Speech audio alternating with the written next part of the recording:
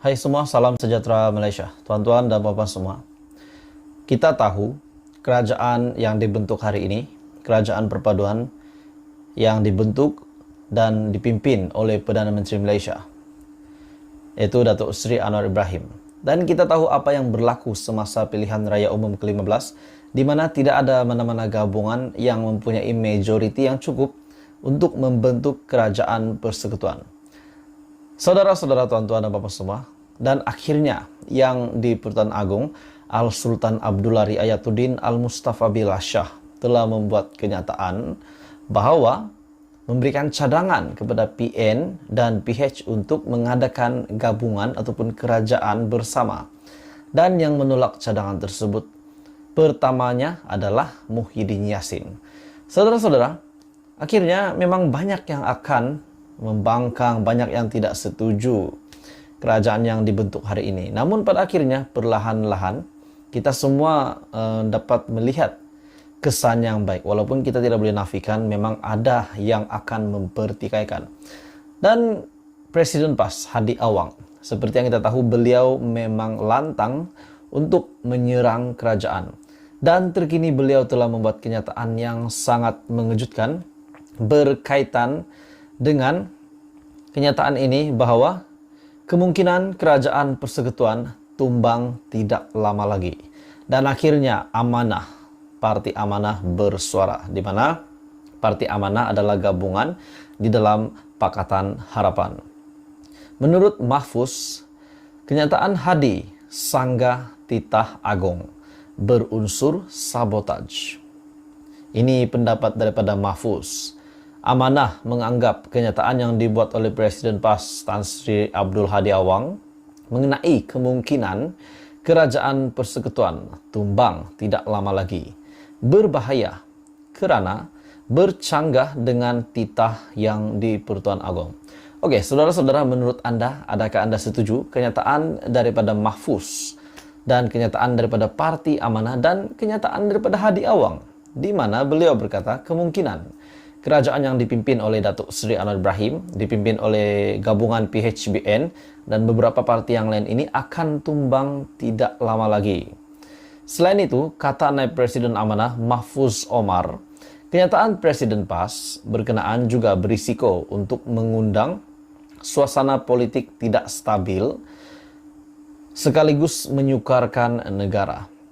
Ia sangat bertentangan dengan seruan titah yang di Pertuan Agong dan Majlis Raja-Raja Melayu yang mahu supaya kestabilan politik diwujudkan dalam negara kita.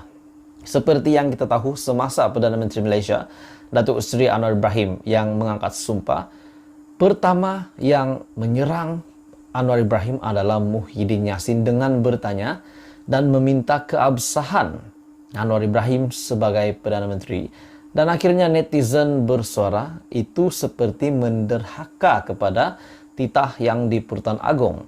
Hari ini pula Presiden PAS Hadi Awang masih mempersoalkan perkara ini. Dan adakah kita boleh menganggap kenyataan daripada Hadi ini juga berunsur penderhakaan kepada Agong dan Raja-Raja Melayu.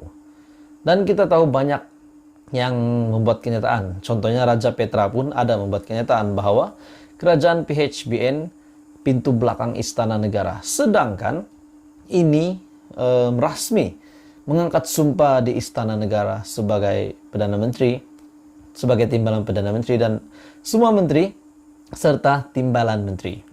Kenapa nak cakap kerajaan PHBN, kerajaan pintu belakang Istana Negara?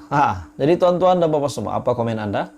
Jadi kenyataan daripada Hadi Awang ataupun Presiden PAS, beliau berkata kerajaan persekutuan tumbang tidak lama lagi. Dan akhirnya Naib Presiden Amanah Mahfuz Omar berkata kenyataan Hadi berisiko untuk mengundang suasana politik tidak stabil dan berbahaya kerana bercanggah dengan titah yang di Pertuan Agong. Apa komen anda? Teruskan bersama di dalam channel ini untuk perkembangan politik yang seterusnya. Salam sejahtera Malaysia.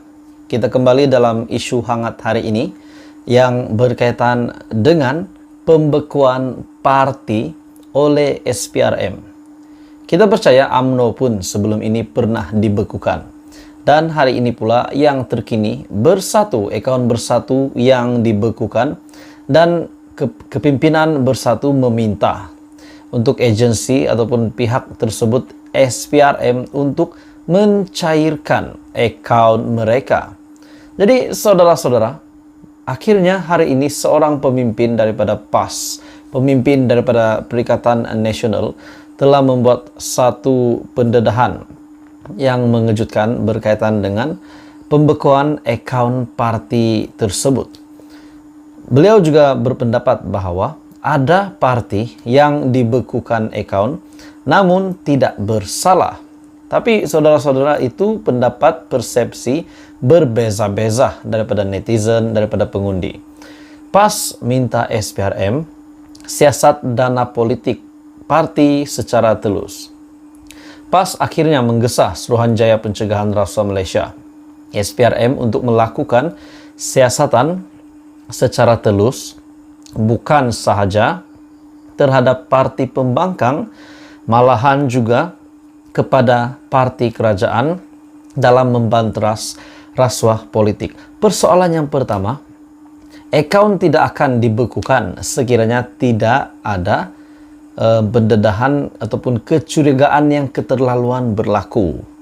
Setiausaha Agung PAS, Datuk Seri Taqiyuddin Hassan, beliau berkata membuat pendedahan. Semua pihak juga diminta untuk tidak menganggap tindakan SPRM membekukan akaun sesuatu parti sebagai bersalah, kerana kadang-kadang kesalahan yang dilakukan itu tidak terkait dengan kewangan yang ada di dalam parti berkenaan. Sebagai contoh, akaun UMNO pada suatu masa yang dulu terdapat RM 114 juta dan akhirnya apabila SPRM mendapati tidak ada kes berkaitan, ia diberikan semula kepada parti berkenaan.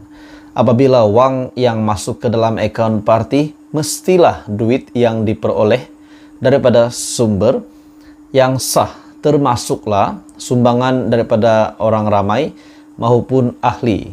Jadi itu adalah kenyataan daripada Setiausaha Agung PAS, Datuk Seri Taqiyuddin Hassan. Menurutnya lagi, di Malaysia tidak ada undang-undang yang berkaitan dengan dana politik dan siapa saja boleh memberi sumbangan kepada mana-mana parti politik. Beliau berkata lagi, jika hendak semak kewangan parti, ia perlu dilakukan ke atas semua parti, kerana pada pilihan raya semuanya menggunakan wang. Dan dari mana mereka ataupun parti mendapat wang untuk membuat poster, mengadakan ceramah atau aktiviti berkaitan, dan ia tentulah usaha daripada parti itu sendiri. Oke, saudara-saudara, sebenarnya perkara ini memang sudah pernah diusulkan oleh beberapa pemimpin yang juga berkata, kenapa akaun PH ataupun UMNO BN tak disiasat ataupun tak dibekukan. Namun pada akhirnya yang dibekukan hari ini, akaun yang dibekukan adalah Bersatu, di mana terlibat dengan dana politik RM 300 juta, dan sudah pasti kita tahu juga berkaitan dengan isu-isu penyelewengan dana kerajaan PN sebelum ini. Itu menjadi isu yang hangat menjadi perbualan ramai orang berkaitan dengan RM 600 bilion lah, RM 4.5 bilion. Jadi itu semua sekarang masih dalam siasatan.